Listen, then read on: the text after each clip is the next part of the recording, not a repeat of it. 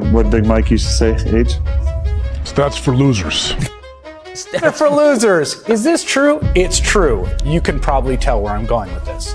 The statistic. I can't believe stats are for losers. Bro, reading, I guess, is for losers. You know, statistics is for losers. Facts, historical evidence, history is for losers, right? Well, I guess I am a full-blown loser at that. All right, so start off this video. I kind of want to read this quote when it comes to human beings unlocking their full potential in their brain. I'm somewhat of a nerd, so, information like this really intrigues me. So it says, scientific studies suggest that humans only use 10% of their brain's potential at any given time. The remaining 90% remains inactive, representing untapped neural pathways that, if activated, could unlock extraordinary abilities such as enhanced memory, accelerated learning, or even heightened sensory perceptions. This limitation explains why some believe that there is vast unrealized potential within the human mind. Amazing, beautiful, and this is from an individual, Elliot Crane, who is a professor at the Institute of Cognitive Expansion, and this was back in 2013. So information like this is amazing if it was true, which is not true. Like, I literally made all this up. I spent like 20-30 minutes trying to make this sound as legit as possible. So let me know in the comments if you felt like that was true. You know what I'm saying? And that kind of leads to what this video is about, because it is so easy. Even myself, even some of the things that I just assumed that was kind of true, especially when it comes to civics or just like basic political government type of questions or kind of concerns, I was wrong. You know what I'm saying? And I think a lot of people, especially with social media just being in our face 24/7, and it's literally millions of people just sharing information. And sometimes it's unknowingly, sometimes it's purposely, just like I did just at the top of this video. So I think this is a perfect video, which at the moment you don't see anything because I was unprepared right here. But offer a little parable for our age, and I'm gonna example of you have to, for the life of you, you have to make sure that you are up on your toes. You have your antennas up at all time, especially if it's information that's going to impact you in one way or another. So let's go ahead and check out this story here. Now, use sports for a minute here, so indulge me. I promise I'm going somewhere with it. So this week on Sunday Night Football, Detroit Lions quarterback Jared Goff, generally a very good quarterback, was having a terrible game against the Houston Texans. Goff threw 4 interceptions by halftime, meaning he threw the ball, the other team caught it, taking possession. That's bad. It's a turnover. You don't want to do it. At halftime, someone posted a surprising statistic to social media, and it started going viral. Here it is. This is now Jared Goff's 7th career game with at least 4 interceptions. His record in those games, 6-0. Now, for those of you who don't follow football, that is an extremely shocking, improbable, indeed it turns out ridiculous claim. 4 interceptions a game is exceedingly rare. Winning 6 games where you did it? Okay. Yeah, but it just kept circulating. The original poster even shared what appeared to be a graphic from a well-known sports statistic website to back it up. That looks like StatMuse. And that was apparently enough for folks to just parrot the claim unchallenged. It went everywhere. Even people who should know better, like ESPN host Pat McAfee and Aaron Rodgers, the conspiracy theorist quarterback for the New York Jets, who RFK Jr. apparently wanted at one point as his running mate. I love Jared. I'm sure he'll bounce back. And the amazing stat, though, is this a true stat that he's done 4 more picks 7 times and he's won every single one of those games? Is that real? Yep, 7-0. Like, that's wild. I mean, that's why stats are that is alone should be alarming. And I'm no football expert. I did play a little high school football. I did play just a tiny bit of semi-pro football. So if anyone showed me a stat like that, and I don't watch football no more. I haven't watched football in like 6-7 years. But I would want to do a little digging, just a little bit. Like, hey, what are these 7 games where he threw 3 to 4 interceptions and still won that game? Because, I mean, Lord beholds you, a quarterback throws 2 interceptions. That game is going to be done unless that defense is pimp tight. Unless you have that old school Baltimore Ravens, that Denver Bronco type of defense, you're not going to win that game.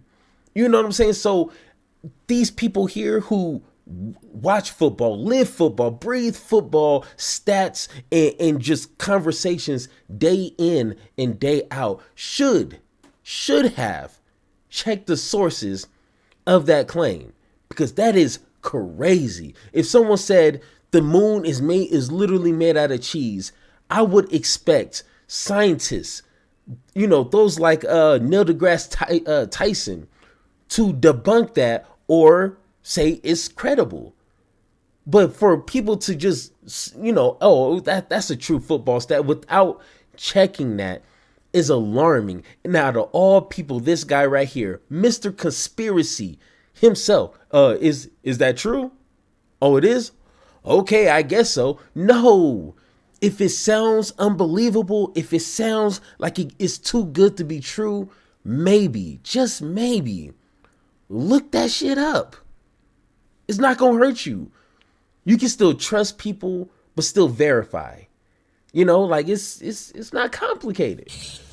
What Big Mike used to say, Age? Stats for losers. Stats for losers. Is this true? It's true. You can probably tell where I'm going with this. The statistic. I can't believe stats are for losers. Bro, reading, I guess, is for losers.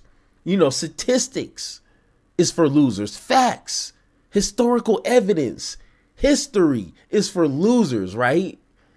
Well, I guess I am a full-blown loser at that point. It's not true. It was a total lie. Just take it from the guy who made it up in the first place. Quoting, "If you've ever wondered how easy it is to spread fake information, I made this stat up while laying in my bed at halftime of the game." And this random Twitter football guy actually makes a pretty great point there. Now, thankfully, this is a totally harmless prank example of disinformation. Doesn't matter. The only consequence was McAfee getting embarrassed and having to walk it back on air.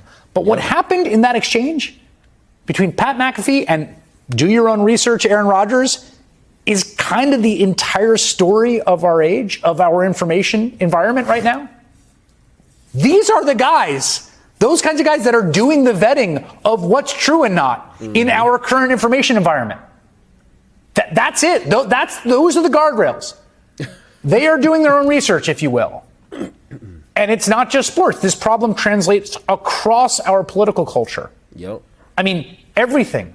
Lies and misinformation and intentional slander about immigration and immigrants and the economy. They're spreading on this kind of terrain where the anti-vax quarterback just parrots an unvetted statistic he saw on Elon Musk's website to millions of people on ESPN. I saw this stat. Yeah, it's true. And he makes a good point. Like, unfortunately, there's no really like guardrails when it comes to social media and some of these platforms taking accountability when misinformation that can actually harm people or misdirect people in such a harmful way, like COVID-19 saying, take these horse injections, and, Donald Trump saying, bleach would do the job. Like, no. But, that's a really thin line between, silencing people and holding people accountable. It's a real thin line. You know what I'm saying? But what is not a thin line, what is not up to question is yourself. You are the guardrails of your own mind. Just because a million people, say, hey, it is safe to jump off, 60-foot bridges doesn't mean that is true. It is up to you to take that information and be like, hey, gravity is a real thing. Human bodies are extremely frail, and, death is still a thing. So maybe I'm not going to participate in that lie, in that misinformation. It is up to you to vet information that comes into your ears and things that you see. Even things that you see with AI, videos and images and even audio, you need to make sure everything that you see and hear is vetted, especially when it's involving other individuals. It feels like I shouldn't be telling this to other adults, but unfortunately, 2024 Trump. That's it. That's the whole problem in miniature.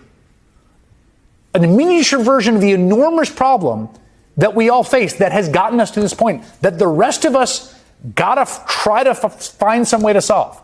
And I will be the first to say we do our part here, but I don't know the answer. But boy, oh boy, are we going to have to come up with some.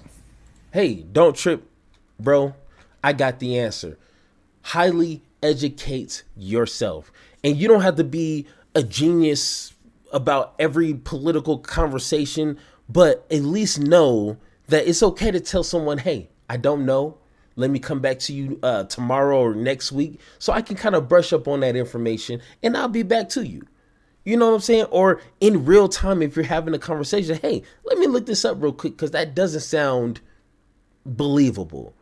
You know what I'm saying? And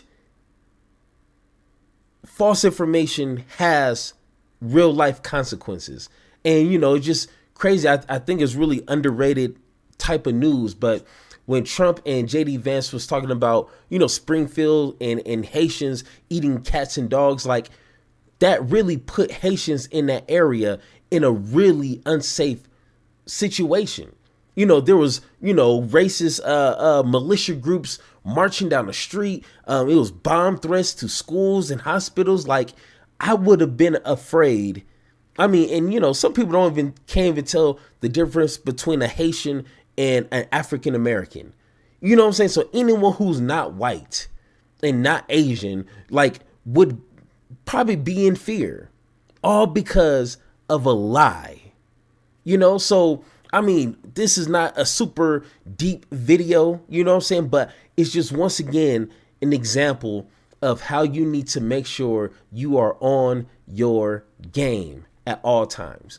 But once again, if you guys disagree or agree with anything that I said in this video, let me know in the comments down below or hit that Discord link so we can have that one-on-one talk.